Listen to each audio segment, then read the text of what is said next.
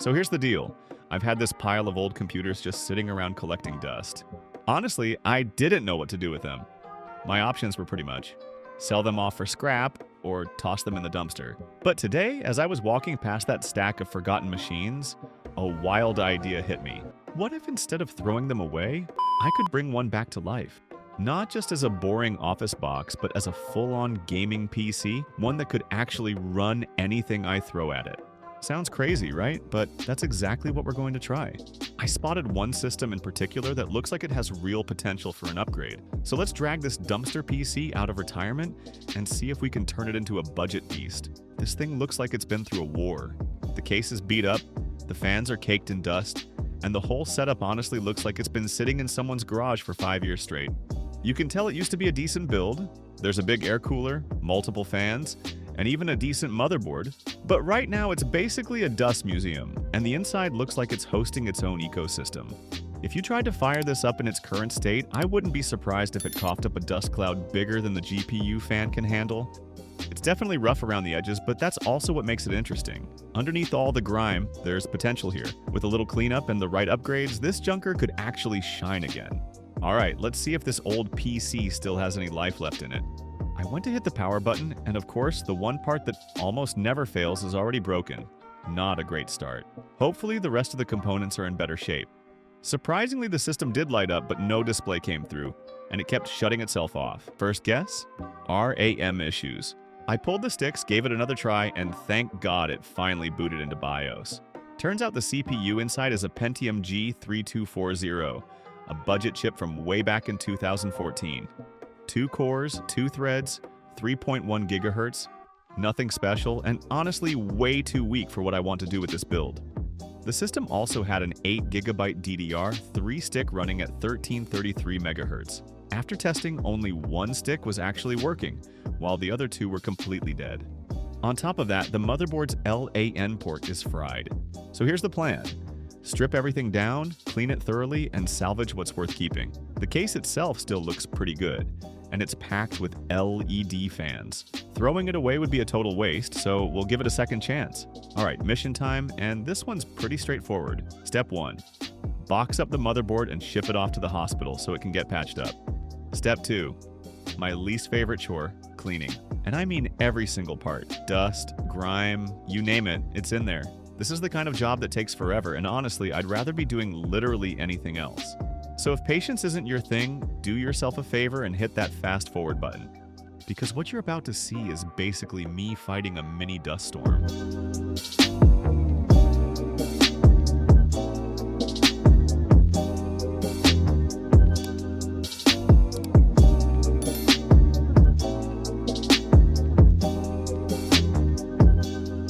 At first glance, there was no way to even tell what kind of power supply this thing had. The dust was that thick.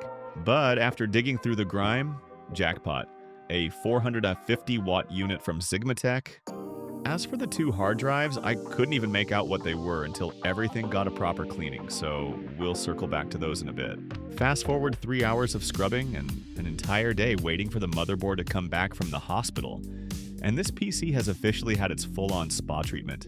Fresh, clean, and finally looking alive again. Those 2 mystery drives?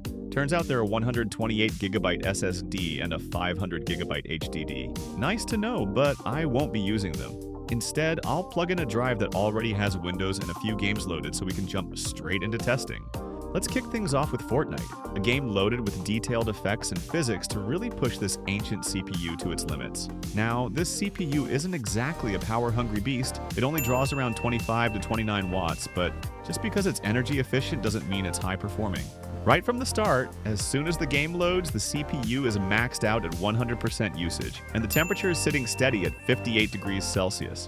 Even on low settings in the lobby, FPS never breaks 30, so we're already looking at a tough time when we actually drop into the game. But then, something surprising happens during the load screen. FPS spikes over 100 for a second.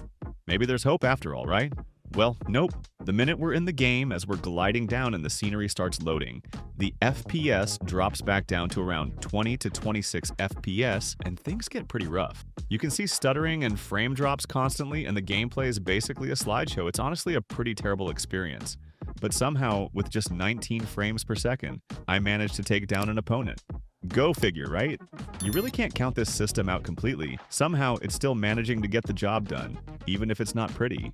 Alright, I think we've bullied this poor CPU enough. It's time to move on to the fun part, upgrades.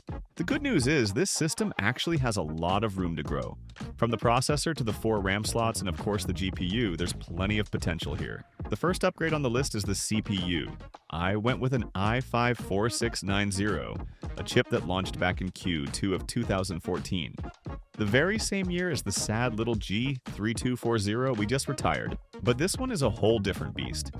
4 cores, 4 threads, base clock at 3.5 GHz, and it can boost up to 3.9 GHz.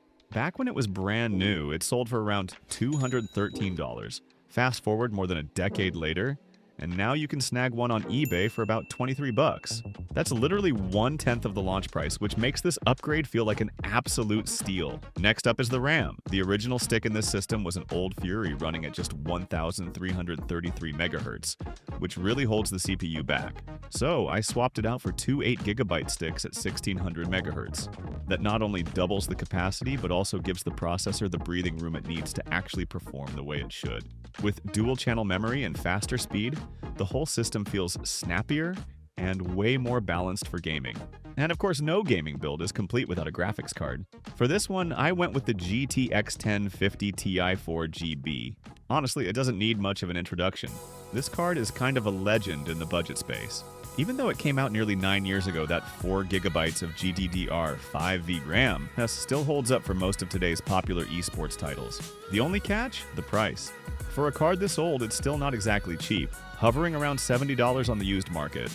But considering how reliable it is for entry-level gaming, it's still one of the better bang-for-your-buck options if you're building on a tight budget. And here it is.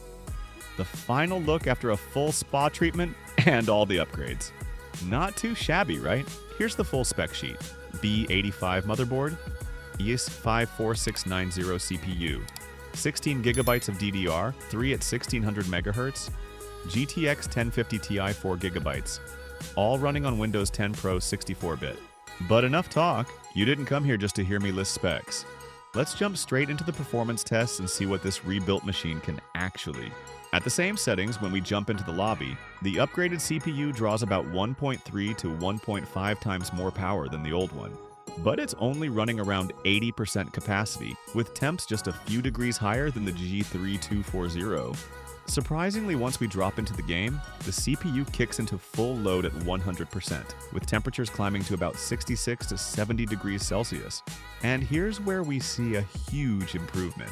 FPS is up 3 times compared to the original setup. Sure, there's still a bit of stutter here and there, but hey, we're talking about a CPU that's almost 10 years old. It's still holding up pretty well. When there's heavy action like breaking walls or swinging across the map, the FPS stays pretty solid around 80 FPS.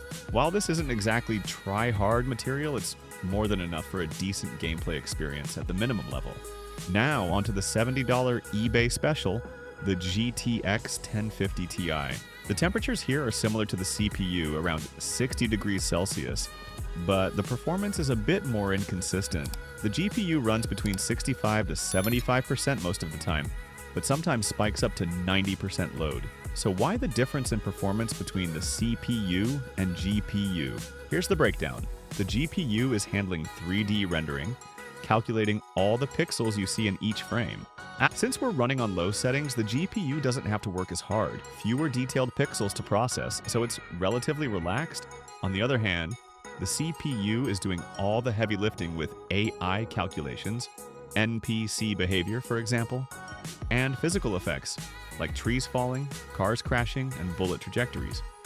That's why the CPU is running at 100%. It's handling the complex calculations, and that kind of workload is no joke for an older chip.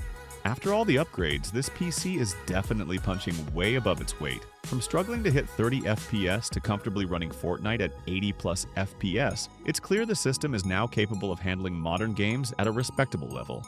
While it's not going to break any records for a budget build, it's more than enough for a solid gaming experience. If you enjoyed watching this build come together, don't forget to subscribe for more. Thanks for tuning in, and I'll catch you in the next one. Peace.